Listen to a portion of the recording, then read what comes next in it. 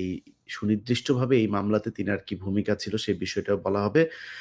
আপনারা জেনে অবাক হবেন যে যিনি আজকে আমাদের সাথে আছেন নিশি ইসলাম তিনি হচ্ছে অ্যা মেহের আফরোজ শাওন তার বাবার ২য় স্ত্রী। যাকে বিয়ে করে তারপরে অ্যা তার সাথে প্রতারণা করা হয়েছে। তার পরিবারের লোকজন যখন তার বাবাকে আসলে আমি নিজে যতটুকু জানি তার বাবাকে এখানে আমি খুব বেশি দোষ দিব না। আমার মনে হয় এই ব্যক্তি অক্ষম। তিনি চেয়েছিলেন তার সাথে সংসার করতে কিন্তু তার পরিবারের চাপে তিনি শেষ পর্যন্ত সংসার করতে পারেননি। যাই হোক, পরবর্তীতে পরিবারের শিখিয়ে দেওয়া কথাই তিনি বলেছেন, যে কারণে তাকেও এই মামলার আসামি হতে হয়েছে। এখন বিষয়টা পুরোটাই আইনগতভাবেই যাবে। আপনারা ঘটনার মূল কি হয়েছিল সেটা আমার একটা 15 মিনিটস এর প্রোগ্রাম করা হয়েছিল। সেখানে আপনারা নিশ্চয়ই দেখেছেন যে কিভাবে মেহের আফরোজ শাওনের বাবা আজকে যিনি আছেন ভদ্রমহিলা নিশি ইসলাম তাকে বিয়ে করেছিলেন। কাজী অফিসে গিয়ে বিয়ে করে সেই বিয়ের কাগজ-টাগজ কাজী অফিসকে জোর-জুলুম করে পুলিশকে দিয়ে শাওন প্রভাব খাটিয়ে তাকে তার বাবাকে রিহ্যাবে নিয়ে ভর্তি করেন এবং তার মাকে নিয়ে আ জেলে ঢোকান এবং জেলে তিনি ২ মাস ছিলেন। এর মধ্যে রিমান্ডে নেওয়া হয়েছিল। সেখানে তাকে ইলেকট্রিক শক দেওয়া হয়েছে। তার উপরে নানান ধরনের নির্যাতন করা হয়েছে এবং সেই নির্যাতনের সময় স্বয়ং মেহের আফরোজ শাওনের বোন শিনজন তিনি অপ অপ উপস্থিত ছিলেন। তিনি দেখেছেন, হেসেছেন এসব নির্যাতন দেখে। তো যাই হোক আমরা ভিকটিমের মুখ থেকেই শুনি মূল ঘটনা কি হয়েছিল সংক্ষিপ্তভাবে। শুনে তারপরে আমাদের সাথে একজন বিজ্ঞ সিনিয়র আইনজীবী আছেন অ্যাডভোকেট নজরুল ইসলাম পিন্টু ভাই। তার কাছে যাব। তো আমরা ১ম এই নিশি ইসলামের কাছে শুনে আসি কি হলো, কি হয়েছিল? আপনি যাদেরকে আসামি করলেন তারা কিভাবে আসামি হলো? আ আসলে এটা হচ্ছে একটা প্রথমত ঘটনা ছিল যে তারা মানে শাওনের বাবা যিনি ইঞ্জিনিয়ার মোহাম্মদ আলী, উনি হচ্ছে একটা ইয়েতে আপনারা সবাই জানেন যে উনি একটা ম্যারেজ ইন্ডিয়ার মাধ্যমে তার সিভিটা ড্রপ করে এবং আমিও ডিভোর্সি যার কারণে আমিও ওইখানে হচ্ছে সিভি ড্রপ করি। তো সেখানে সেভাবেই তাদের সাথে আমার মানে আলাপটা হয় বা যোগাযোগটা হয়। কিন্তু উনি আমাকে দেখার পরে হয়তো পছন্দ বা যাই হোক তারপরে সে ডিবি হারুন আর হচ্ছে এডিসি নাজমুল তাদেরকে দিয়ে ফোন করায় জোর জবরদস্তি একটা পর্যায়ে আমার মানে তুলে নিয়ে যাবে যদি কথা না শুনি এরকম কথা বলে। তো নাহলে পেন্ডিং মামলা দিবে যেটাকে বলে যে মানে এক প্রকার জোর। তো তারপরে বিয়েটা হয়। বিয়েটা হওয়ার পরে উনি আমাকে আর কিছু মানে তখন আর কোনো সমস্যা ছিল না। কিন্তু হঠাৎই ২১শে ফেব্রুয়ারি ২০২৪ এ বিয়ে হয়। বিয়েটার পরে আ ২৮শে ফেব্রুয়ারি উনি আমাদের মানে বাসায় আসে। কে আসে? উনার মেয়ে আসে, শিংজন আসে, সেজুতি আসে। উনার হাসব্যান্ড যে হচ্ছে সাব্বির, শিংজনের হাসব্যান্ড যে সাব্বির আসে এবং উনার সাথে উনার অফিসের ২ জন লোক ছিল। মাইনুল মেবি আর হচ্ছে আরেকজন ছিল মনে হয় সুব্রত দাস। তো এই কয়জন লোক আসে আমার বাসায় এসে আমাকে মানে হুমকি-ধামকি দেয়। কিন্তু তখন তো আমি জানতাম না বা চিনতাম না যে এরা কারা। তো কারণ আমি তো শাওনের ফ্যামিলি বা ওরা কয় ভাই-বোন বা কি বৃত্তান্ত আমি এত কিছু জানি না। এটা ছিল হচ্ছে ২৮ তারিখ, ২৮শে ফেব্রুয়ারি ২০২৪। এরপরে যখন হচ্ছে ৯ তারিখে যখন আমি কুরবানিতে আলীর সাথে দেখা করলাম, তখন আলী আমার কাছে মাফ চাইলো যে, "না, ওরা যা করছে ভুল করছে, মাফ করে দাও" এসে। যাই হোক তার পরবর্তীতে আমি আর কোনো কথা বলি নাই সেই বিষয়ে। তারপরে আসলাম হচ্ছে আ পরের মাসের ৪ তারিখে। ৪-৩-২০২৪ ওই তারিখে আমি যখন ওদের বাসায় গেলাম, কারণ ওইদিনকে আলী খুব অসুস্থ ছিল এবং তার কান দিয়ে ব্লিডিং হচ্ছিল।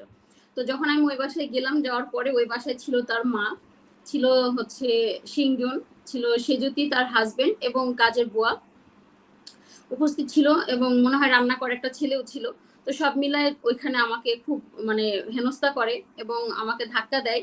আমার মানে গায়ে হাত দিয়ে ধাক্কা মেরে ফেলে দেওয়াটা আসলে কি বলবো এটা। যাই হোক পরবর্তীতে আমি ওইদিন জানতে পারি যে আসলে এটা শাওনের মা। আমি তখন ক্লিয়ার হলাম যে এটা শাওনের মা। কিন্তু তার আগে সে আমাকে বলেছিল তার ওয়াইফ নাই এবং সে কাজীর যে একটা ফর্ম থাকে রেজিস্ট্রি যে ইয়েটা কাবিননামা যেটা থাকে সেখানে ক্লিয়ারলি লিখছে তার ওয়াইফ নাই এবং সে ওখানে নাইয়ের পরে আবার সিগনেচার করছে যে হ্যাঁ তার ওয়াইফ নাই। তো যাই হোক এটা হয়তো শাওনরা জানে কিনা আমি জানি না। আমি সত্যি বলছি আমি জানতাম না। তো তারপর তার বাবাই যে প্রতারণা করে বা মিথ্যা কথা বলে বিয়েটা কিন্তু সে করছে। ভয়ভীতি দেখায়, তাদেরকে হুমকি ওদেরকে লাগায় মানে ওই যে ডিবি হারুন, তারপরে হচ্ছে নজরুল এদেরকে দিয়ে মানে আমাকে একটা ফোন-টোন দিয়ে একটা বিশৃঙ্খলা করে বিয়েটা হয়। এরপরে যখন আমাকে হঠাৎ করে দেখি যে আমার বাসায় মানে আমি ৪ তারিখে যাই, পরের দিন ৫ তারিখ ছিল ২০২৪। আমার বাসায় আসছে শাওন, সিংজন, সেজতি এবং সিংজনের হাসব্যান্ড, তারপরে ওদের সাথে ২ জন লোক। এই সবাই আমার বাসায় আসছে, এসে আমার বাসায় এসে ভাঙচুর করে, আমাকে মারে। এমনভাবে মারে যে আমার নাক দিয়ে ব্লিডিং হয়। আপনারা দেখছেন বিভিন্ন পত্র-পত্রিকায় বা নিউজে দেখছেন যে আমার এখানে পুরো পায়ে এখানে ব্লাড জমে যায়। তো ভারী বোতা কিছু একটা শক্ত কিছু এখানে ছিল, তো ওটা দিয়ে সে মারে আমাকে। এটার একটাই কারণ, আমি কেন এটা করলাম, তার বাবাকে ডিভোর্স দিয়ে দিলাম। ডিভোর্স তো আমি অবশ্যই দিব, কিন্তু আপনার বাবা এটা করছে আমি বলাতে তার আরো বেশি ক্ষিপ্ত হয় আমার উপরে। পরবর্তীতে আমি আর আসলে সেন্স রাখতে পারি না। যাই হোক, ওরা চলে গেছে বাসা থেকে। যাওয়ার পরে আমাকে এভাবে মারার পরে ওরা চিন্তা করছে যে আসলে এটা কিভাবে তারা মিউচুয়াল করবে। এই কারণে হয়তো বা তারা এডিসি নাজমুলের সাহায্য নেয় বা মনিরুল ইসলাম, তারপরে হচ্ছে সাবেক আইজিপি, ওনাদের সাহায্য নেয়। তো তখন ওর বাবাকে করলো কি, ওরা হচ্ছে একটা রিহ্যাবে নিয়ে গেল, ওই যে উত্তর আইকন কেয়ারে, ওখানে নিয়ে গেল। এবং ওই দিন ছিল রোজার দিন, ১ এপ্রিল ২০২৪। তো সেদিন আমাকে আলী ফোন করছে, ফোন করে বলতেছে যে আমি ইয়েতে আমার মেয়েরা আমাকে এখানে আটকায় রাখছে। তো আমার তখন তো আইফোন আমি ভিডিও করতে পারতেছি না, আরেকটা ফোন দিয়ে আমি ভিডিও করি এবং তার কথা আমি রেকর্ড করি, যেহেতু তাকে আটকায় রাখছে। কারণ আমি তো আইনের কাছে গেলে আইনও আমাকে বলবে যে আপনার প্রমাণ কি। তো পরবর্তীতে আমি ওইখানে যাওয়ার পরে সুন্দর ওদের সাথে কথা হলো। এখানে যে ফুটেজ আছে, সিসি ফুটেজ আছে, ওই ফুটেজ দেখে আমি শাওন আমাকে ইয়ে করে যে এবার তাহলে ওকে আটকাতে হবে, কারণ আমার বাবা তো অলরেডি ভিডিও কল জানান দিয়ে দিছে। তো তারপরে আমাকে ওখান থেকে ১ তারিখে তার বাবাকে আটকানোর পরে ২-৩ তারিখে আমার কাছে ডিবি থেকে ফোন আসে। ৩ তারিখে আমার কাছে ডিবি থেকে ফোন আসে যে আপনি কি নিশি ইসলাম বলছেন? হ্যাঁ বলছি। আপনাকে একটু ডিবিতে আসতে হবে। আমি বললাম যে আমার অপরাধ। বলছে না, না আপনার অপরাধ না। আপনার সাথে একটু আমাদের স্যার সাবেক এডিসি, উনি হচ্ছে বর্তমানে ইয়েতে আছে, সিটিটিসিতে আছে। উনি আপনার সাথে কথা বলবে। আমি বললাম যে আমার কি বিষয়ে কথা বলবে? তো উনি বলল যে উনি খুবই ভালো মানুষ, খুবই ভদ্র মানুষ। আপনি আসেন। ওনার নাম ছিল এসআই শাহজালাল। ওনার নাম্বারটাও আমরা নোট করেছি মামলায়। তো বলল যে আপনি আসেন, উনি খুবই ভালো এবং ভদ্র মানুষ, কোনো সমস্যা নেই। আমি বললাম যে ঠিক আছে, আমি যাবো, আমি অসুস্থ, আমি ২-১ দিন পরে যাবো, রোজার দিন, রোজা আছি তো। তো বললো যে ঠিক আছে। ঠিক ৩ তারিখের পরের দিনই ৪ তারিখে উনি আমাকে ফোন দিয়ে বলছে যদি আপনি না আসেন তাহলে আপনাকে তুলে নিয়ে আসবো। এই ডিবির কলই কিন্তু, কারণ গভর্নমেন্ট চাইলে এটাকে তারা আবার রেকর্ড দিয়ে করতে পারে। কারণ আমার ফোনগুলো তো বাড্ডা থেকে নিয়ে নিছিল, নেওয়ার পরে তো ওগুলো আমি রাখতে পারিনি, সব নাই আমার কাছে, কিছু জিনিস আছে আমার কাছে। তো পরবর্তীতে এই গেল হচ্ছে ৪ তারিখের কথা, ৪ এপ্রিল ২০২৪। আমাকে নিয়ে ডিবিতে ডাকলো, আমি গেলাম। যাওয়ার পর আমাকে ওখানে আটকায় দেয়। আটকায় দেওয়ার পরে তারা হচ্ছে আমাকে প্রচুর মানে মানে মানসিক টর্চার করে। একটা পর্যায়ে নাজমুল হচ্ছে শাওনদের হাতে আমাকে ছেড়ে দিল। এবং ওরা ৩ বোন, মানে একটা শেয়াল যদি একটা মুরগি পায় আসলে কি করে, একটা দল শেয়াল যদি একটা মুরগি পায় তা ছিঁড়ে খাওয়ার মতো অবস্থা। তো ওরা ৩ বোন, ওর হাজবেন্ড এবং ওর সাথে লোকজন ছিল, ওরা আমার সাথে সেরকম আচরণ করছে, মারছে। এবং একটা পর্যায়ে নাজমুল বলতেছে আসলে ওনাকে মেরে লাভ নাই, আমরা ওনাকে মামলা দিয়ে দিই, সেটাই ভালো। তো পরবর্তীতে আমাকে আসলে মামলা দিয়ে দেয়। এইভাবেই আমার মামলাটা হয় ২৪ সালে এপ্রিল মাসে। মামলাটা দেওয়ার পরে সুন্দর করে ওরা আমার এখানে বাড্ডা থানায় আমাকে রাত্রে সোপর্দ করে। আমি কিন্তু যাই বেলা ১২টা ২০-এ, ১২টা ২০ থেকে সন্ধ্যা পর্যন্ত বসায় রাখে। এবং তারা, নাজমুল নিজের মুখে বলছে যে আমি হচ্ছে ছাত্রলীগ থেকে আসছি, এটা আমার আদালত, ডিবি অফিস নাকি তার আদালত। বলতেছে এটা আমার আদালত, এখানে আমি যা বলবো সেটাই হবে। খুব জোরের সাথে, এবং সে খুব মানে রাফ বিহেভ করে সেগুলো বলছে। এবং সে ছাত্রলীগের, সে খুব মানে ঢলাও পিটাও করে বলছে আমি যেটা বলবো সেটাই হবে। মেনে নিলাম। আমাকে বাড্ডায় দিয়ে দিছে। তার রোজা ছিল না, সবাই ওরা ৩ জন এই রুমে, ওই রুমে ৩, মানে ৬ জন ৭ জন লোক ছিল, একজন রোজা ছিল না, সবাই কফি খাচ্ছিল। তো ওই অবস্থায় আমি রোজা ছিলাম, তারা আমার গায়ে হাত দিছে। তারপর আমাকে বাড্ডা থানায় দেয় রাত ৯টা ৪০-এর সময়। ওসি সাহেব যখন শুনলো, সবকিছু জানলো, এবং ডিবির গাড়িতে করে আমাদেরকে নিয়ে আসা হয়। নিয়ে আসার পরে সুন্দর মতো করে আমাকে ওসি সাহেব বলছেন যে আচ্ছা আপনি যে মামলাটা দিবেন, আপনার বাবা তো এখানে ভিকটিম, যতদূর আপনাদের কথা শুনে মনে হচ্ছে, উনি যদি প্রতারণা করে থাকে, আপনার বাবা কোথায়? আমি বললাম স্যার ওনার বাবাকে আটকায় রাখছে, এই প্রমাণ আমার কাছে আছে, আপনি দেখেন। তখন ওই প্রমাণটা তারা কিন্তু ঠিকই নিল, কিন্তু সাইফুল ছিল, তারপরে শাহ আলম ছিল, সাইফুল ইসলাম ভুইয়া ছিল আমাদের মামলার মেইন আয়ু, কিন্তু পরবর্তীতে শাহ আলম খলিফা উনি অ্যাড হওয়ার পরে ওনারা বেশ কিছু জিনিসপত্র ওখান থেকে সরায় দেয়। যতটুকু প্রয়োজন ছিল হয়তো অতটুকুই ওসি সাহেবকে দেখাইছে, কিন্তু ওসি সাহেব অনর ওনার জায়গাতে যে না এই মামলা আমি নিব না। ওনার কাছে নাজমুল ফোন দিল 6 বার। আপনারা গভর্নমেন্ট চাইলে এটা দেখতে পারে যে হ্যাঁ ওই সময় ফোন গেছিল কিনা। নাজমুল ফোন দিছে 6 বার। সাবেক ইয়ে ছিল যিনি আইজিপি ছিল সে ফোন দেয়, মনিরুল ইসলাম ফোন দেয়, তারপরে ডিবি হারুন ফোন দেয়, দিয়ে তারা সবাই মিলে আসলে তাকে এত পরিমাণ ফোর্স করে ওসি সাহেব কিন্তু একটা পর্যায়ে বাধ্য হয়। আমি ওসি সাহেবকে একটা প্রশ্ন করছি যে স্যার আমি প্রতারণা করছি, মেনে নিলাম, ধরে নিলাম, কার সাথে প্রতারণা করছি? আপনার সাথে। তাহলে আপনি আমাকে বলেন যে আমি প্রতারণা করছি। আপনিই তো নাই, তাহলে মামলাটা কে দিবে আসলে? আপনি নিজের মুখে বলেন আমি আপনার সাথে প্রতারণা করছি। যদি করি আপনি আমাকে যে শাস্তি দিবেন মাথা পেতে নিব। যদি প্রতারণা না করি আপনি আমাকে কেন শাস্তি দিবেন বলেন? এটা বলার পরে ওসি সাহেব বলছে হ্যাঁ আপনার কোশ্চেন ঠিক আছে। এখন নেয় না মামলা, তখন ওসি সাহেবের উপর অনেক চাপ হয় এবং আমি ছিলাম সেখানে। তারপরে একটা পর্যায়ে উনি রাতটা 2:30 বাজে, সেই রাত 9:40 থেকে রাত 2:30 বাজে পর্যন্ত বসায় রেখে লাস্টে গিয়ে মামলাটা উনি নিতে বাধ্য হয়েছে। আমি নিজের চোখে দেখছি উনি বাধ্য হয়েছে। তো উনার আসলে কিছু করার ছিল না। পরবর্তীতে উনি বললো ঠিক আছে আপা, আল্লাহ তো একজন আছেন। উনি শুধু এতটুকু কথা বলল, আল্লাহ তো একজন আছেন। তারপরে এই আমাকে তো জেলখানায় দিয়ে দিল এবং 18 তারিখে ওই এপ্রিল মাসেরই 18 তারিখে রিমান্ড ডাকে। রিমান্ড শুনানির জন্য তারা বলে রিমান্ড ডাকে, ডাকার পরে রিমান্ডে নেয়। রিমান্ডে নিয়েও তারা ইলেকট্রিক শক টক এটা সেটা অনেক কিছু করছে সাইফুল ইসলাম এবং শাহ আলম, এরা এগুলো করছে। শাহ আলম ভাই বেশি মানে খুব মানে আমি আপনাকে কি বলবো, মানে ইনি এত পরিমাণ যে হাত চলে তার যা বলার বাইরে, এবং তার দুইজনই বলছে আমরা ছাত্রলীগ থেকে আসছি। তারা প্রত্যেকে এখন আওয়ামী লীগ থেকে বের হওয়ার জন্য বিএনপির একটা সনদ ব্যবহার করতেছে। আসলে আমি দেশবাসীর কাছে জানতে চাই, আমি তো কোনো ইয়ে করি না, আওয়ামী লীগ না, বিএনপি না, জামাত না, কোনো দল না। আমার তো প্রয়োজন হয় না যে এটা আমার সার্টিফিকেট, আমি জামাত করি বা আমি বিএনপি করি বা আমি আওয়ামী লীগ করি। আপনার কেন প্রয়োজন হচ্ছে এখন দেখানো যে দেখেন এটা আমি বিএনপি করি? কি দরকার বলেন আমাকে? সেই প্রশ্নের মতো ঠাকুর ঘরে কেড়ে আমি তো কলা খাইনি, ব্যাপারটা এরকম। তো ওনারা প্রত্যেকেই এখন সার্টিফিকেট নিয়ে আসলে সবাইকে দেখাচ্ছে যে দেখেন দেখেন আমরা বিএনপি করি। তো কি প্রয়োজন? তো ওই সময় সেই প্রভাবটা খাটায় আমাকে এইভাবে তারা টর্চার করে। টর্চার করার পরে এখন লাস্টে গিয়ে ওনার রুমটাও ছিল দেখা যায় আপনাতনগর গেট থেকে আমাকে ধরে, এগুলো মামলায় লেখে। যাই হোক এই মিথ্যা কথাগুলিও তারা লেখে। এখন বলতেছে চাপে পড়ে, ঠিক আছে আমরা মেনে নিলাম চাপে পড়ে। চাপটা দিছে কে? চাপটা কে দিল আপনাকে? শাওন, যেটা আমার সামনেই ছিল, শাওন, সিংজন, সেজতি, এরা এই চাপটা দিছে। কাদের মাধ্যমে দিছে? এডিসি নাজমুল। আপনি অপকর্মের আপনার শেষ নাই। যেটা আপনি করছেন খুবই খারাপ করছেন, কারণ মা বোন প্রত্যেকের ঘরেই আছে। আপনার বিবেচনা করা উচিত ছিল যে আসলে কি হচ্ছে বিষয়টা, সেটা না করে আপনি আইনের অপব্যবহার করছেন।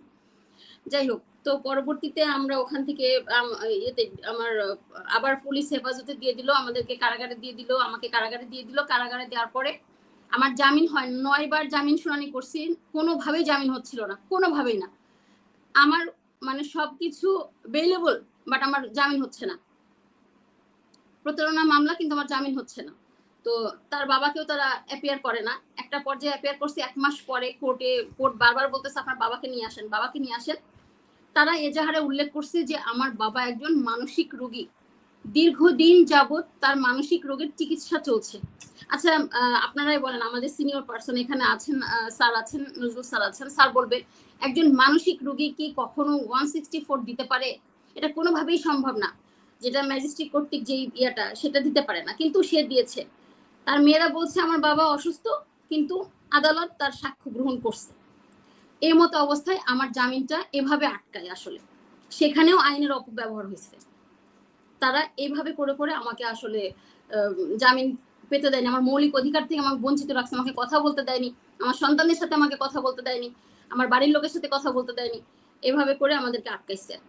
পরবর্তীতে এই যে আল্লাহ রহমতে বের হয়েছি 61 দিন পরে আমি জামিন পাই। জামিন পাওয়ার পরে বের হই। বের হওয়ার পরে আমি একটা না হাজিরা দিচ্ছি এই কয় মাস। তাদের সাথে আমার কোনো কমিউনিকেশন নাই, কোনো কথা নাই, কারোর সাথে কোনো কিছু নাই। আর এই জানুয়ারি মাসের, চলতি বছর জানুয়ারি মাসের ওই দিন ছিল 11 তারিখ, আমাকে একটা হুমকি দেয়, একজন 7 টুকরা করে ফেলার কথা বলে। ওইটা শুনে আমি একটু আসলে আতঙ্কিত হই এবং বাড্ডা থানায় গিয়ে আমি একটা জিডি করি। জিডি করার পরে সেইখানে আমি উল্লেখ করি যে আমাকে এরকম ভয়ভীতি দিচ্ছে, কিন্তু সেটা ছিল অজ্ঞাতনামা।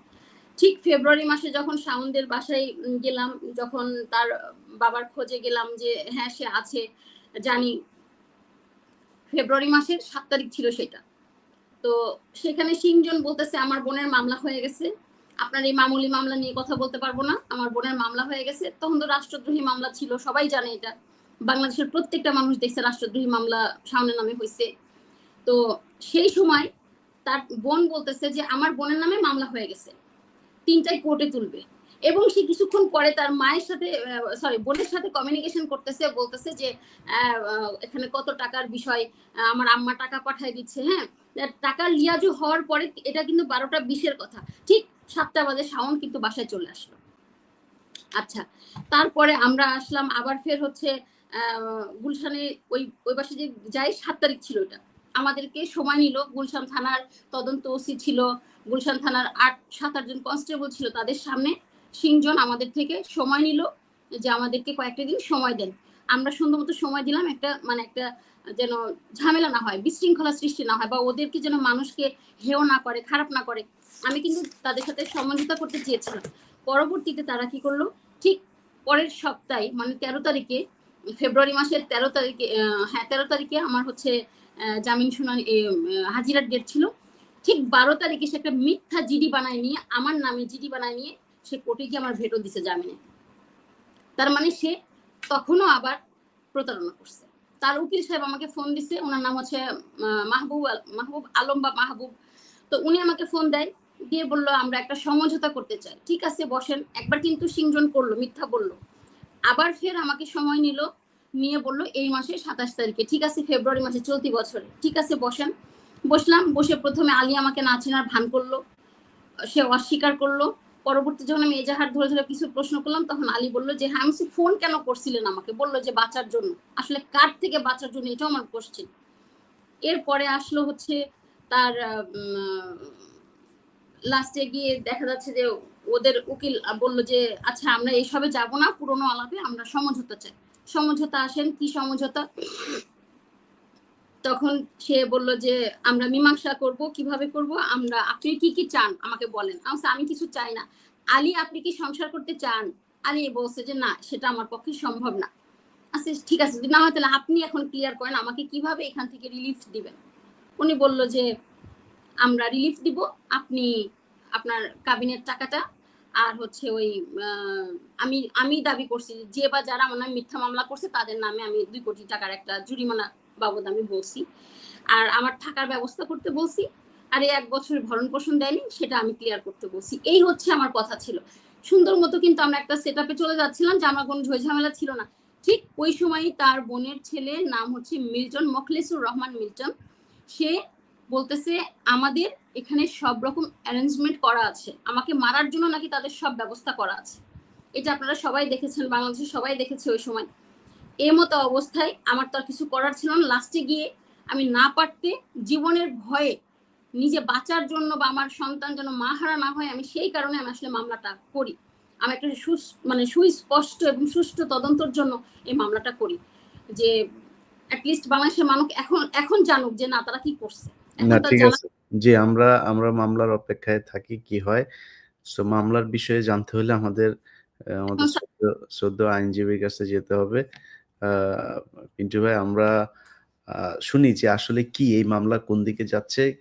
কি এখন পরিস্থিতি কি? এটার ভবিষ্যৎ কি হতে পারে?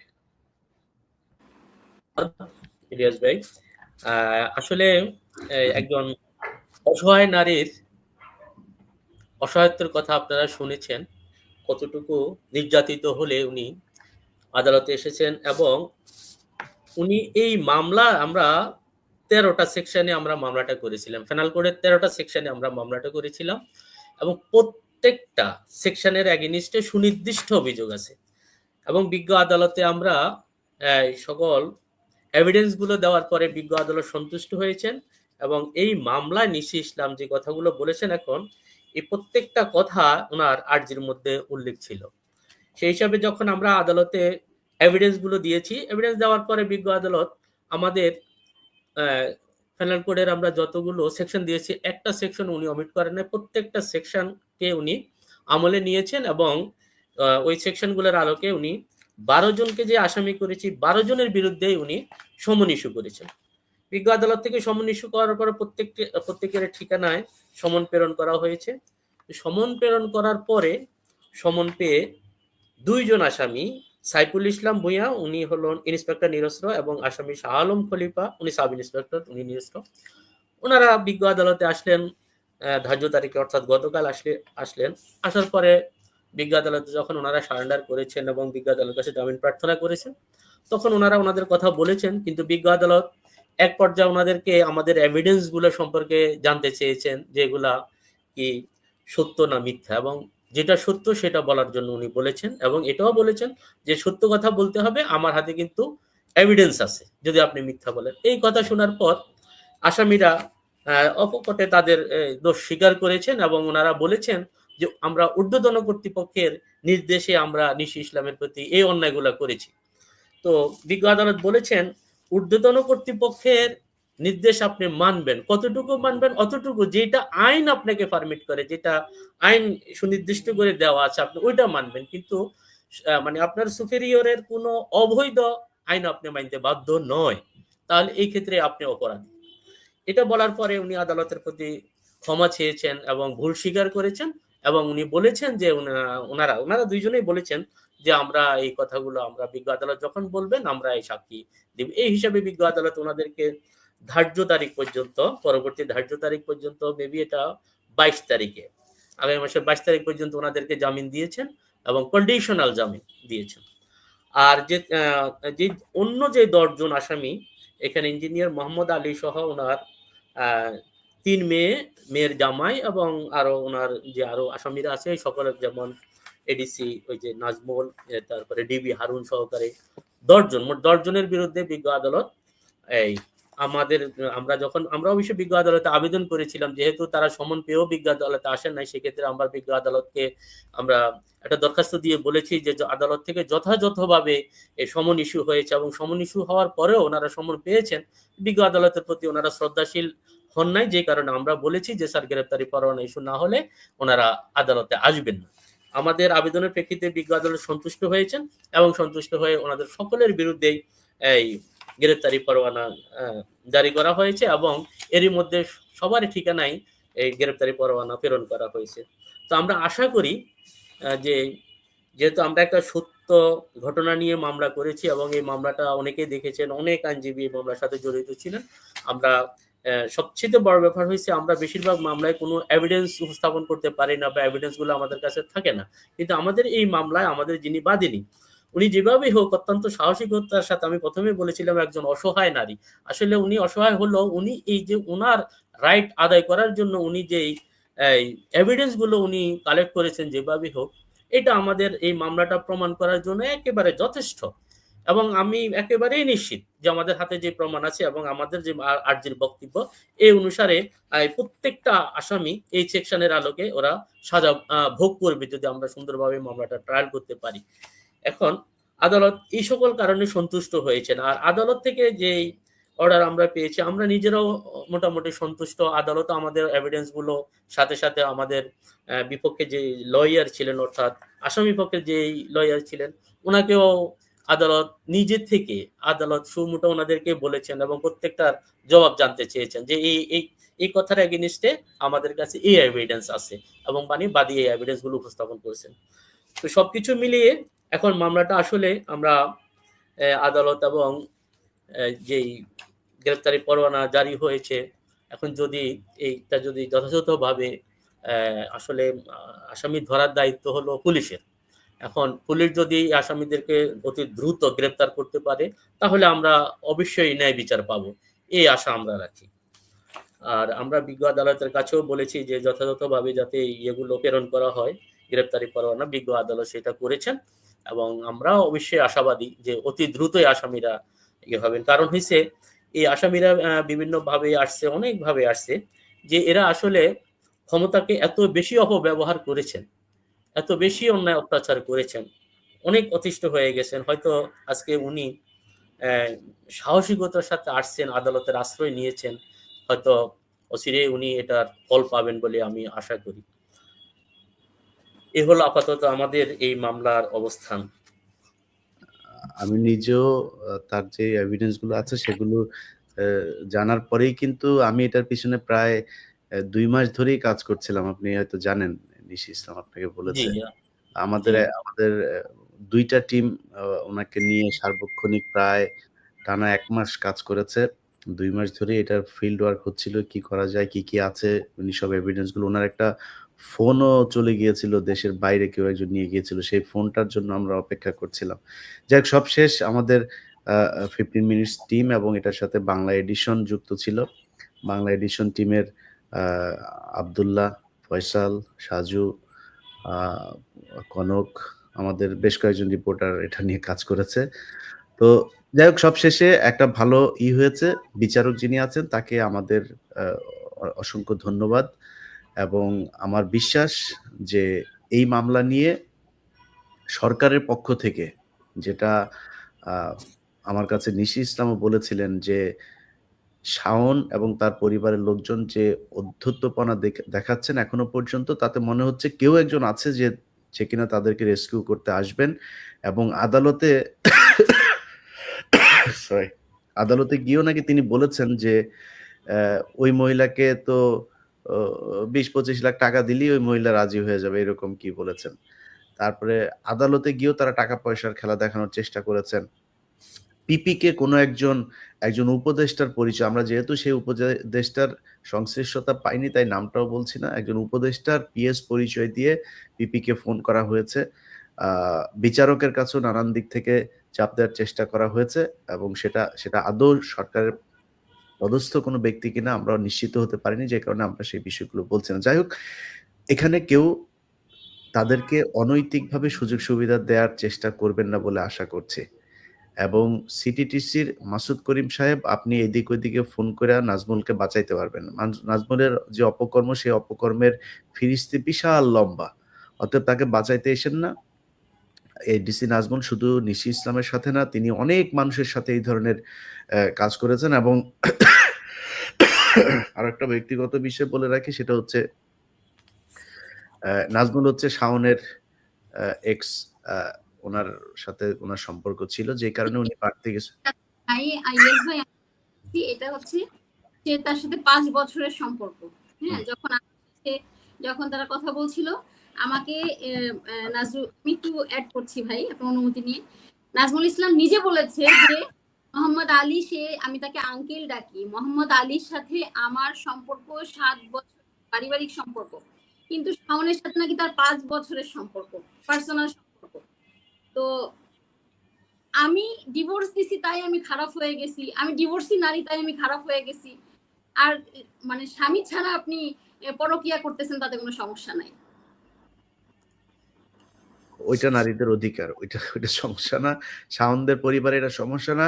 শাওন যে টাকা-পয়সার জন্য তার দাদার বয়সী একজনকে বিয়ে করেছে সেটাও সমস্যা না। হ্যাঁ, সেটা অপরাধ না। শাওন সেটা তারপরে অপরাধ হয় না। তারপরে মানে এ এটা তো একজন একজন অসহায় নারী যখন তার একজন স্বামী ভালো একজন বিশ্বাসযোগ্য একজন স্বামী দরকার এরকম একজন স্বামীর কাছে এসে ম্যারেজ মিডিয়ার মাধ্যমে এসে তারপরে বিয়ে করে সেটা সমস্যা হয়ে গিয়েছে। কিন্তু উনারা আরেকজনের জামাইকে ভাগায় নিয়ে তারপরে নানান ধরনের কিচ্ছা কাহিনী বিয়ের পরেও সেই স্বামীকে আবার নিউ ইয়র্কে চিকিৎসার নামে এনে মেরে ফেলা। তারপরে তাদের লোকজনের সাথে অনৈতিক সম্পর্ক করা, জয় মামুনের সাথে গিয়ে আ দুবাইতে গিয়ে রাত কাটানো। তো এগুলো অনেক কিছুই তো সোশ্যাল মিডিয়াতে বেরিয়েছে।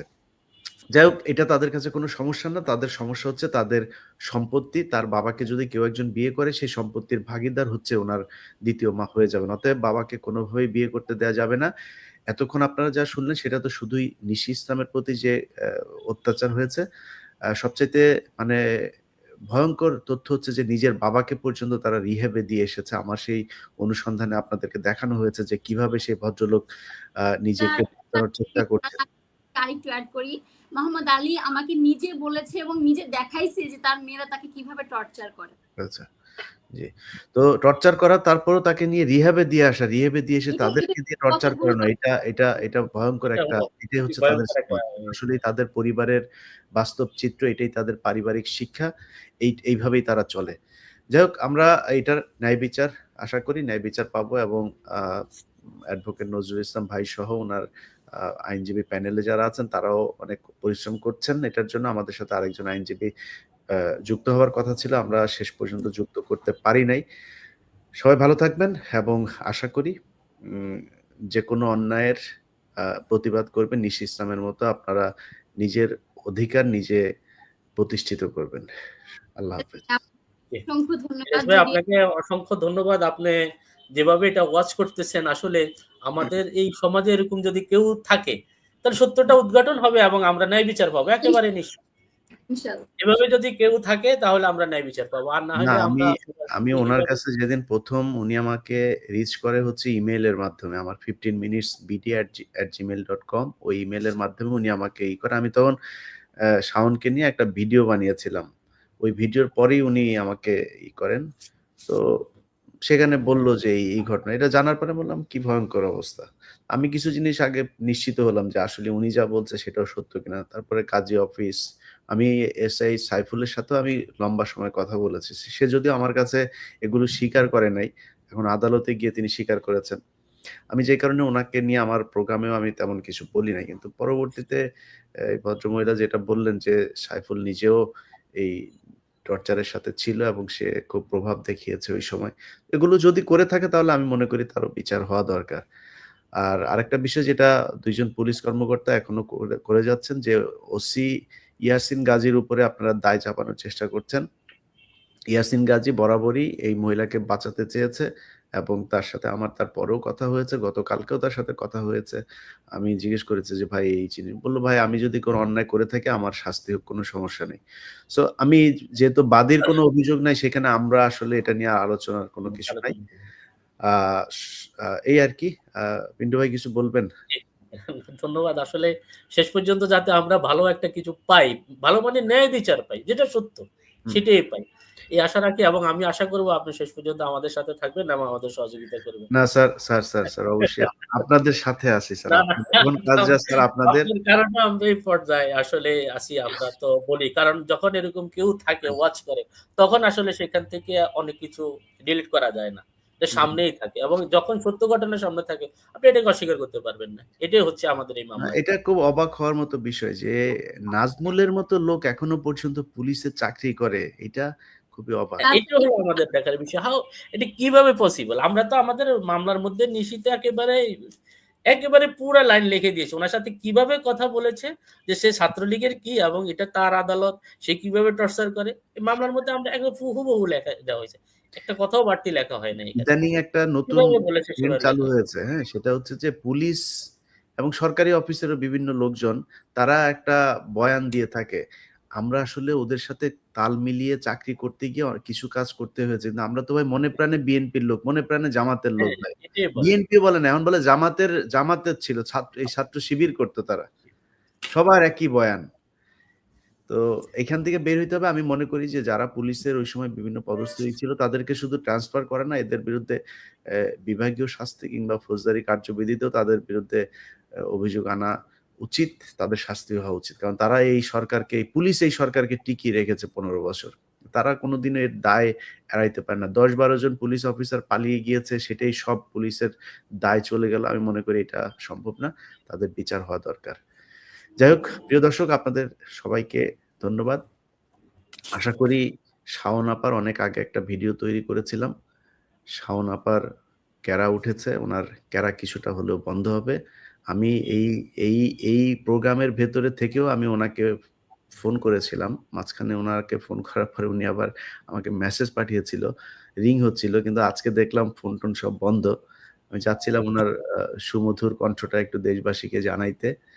তো যাই হোক এই পলিটিক্যালি উনি যেভাবে সরব ছিলেন, আ সেইখানে থেকে আমার মনে হয় সরকার চাইলে তার বিরুদ্ধে ডিজিটাল নিরাপত্তা আইন-টাইন ওরা যেগুলো করে গিয়েছে সেই ইয়েতেও মামলা করতে পারে। রাষ্ট্রদ্রোহ মামলাও তার বিরুদ্ধে হইতে পারে। আগে ধরুক, আমি সংশ্লিষ্ট থানার ওসিদের কাছে অনুরোধ থাকবে গুলশান থানার ওসি ভাইজান আমার খুব পছন্দের মানুষ। ভাইজান খুব দ্রুত ধরে ফেলেন। আর বাদবাকি বিচারক তো উনার প্রতি সম্মান থাকলেই উনি যা করেছেন সেটা আমার মনে হয় ন্যায় বিচার পাবো। আল্লাহ হাফেজ। আমি 30 সেকেন্ড একটু add করতে চাই। উনার নামে তো রাষ্ট্রদ্রোহী মামলা তো হয়েছে। এর আগে তো ডিবি প্রধান যখন ছিল উনারাই তো নিউজ স্বরাষ্ট্র মন্ত্রণালয়ের সবকিছু অভিযোগ প্রমাণিত হওয়ার পরে কিন্তু তাকে ধরা হয়েছে এবং তার মামলা হয়েছে, তার বোনের নিজের মুখের স্বীকারোক্তি আছে। এরপরে আর কি মানে কতটা মানে প্রমাণের প্রয়োজন হয়? আমাদের ক্ষেত্রে তো কোনো কিছু প্রয়োজন হয় না। আমাদের ক্ষেত্রে কোনো প্রয়োজন রাস্তা থেকে ধরলেই আমরা আসামি হয়ে যাই। এত ভিডিও এভিডেন্স থাকার পরও কেন আরো প্রমাণ দিতে হবে? কি জন্য দিতে হবে?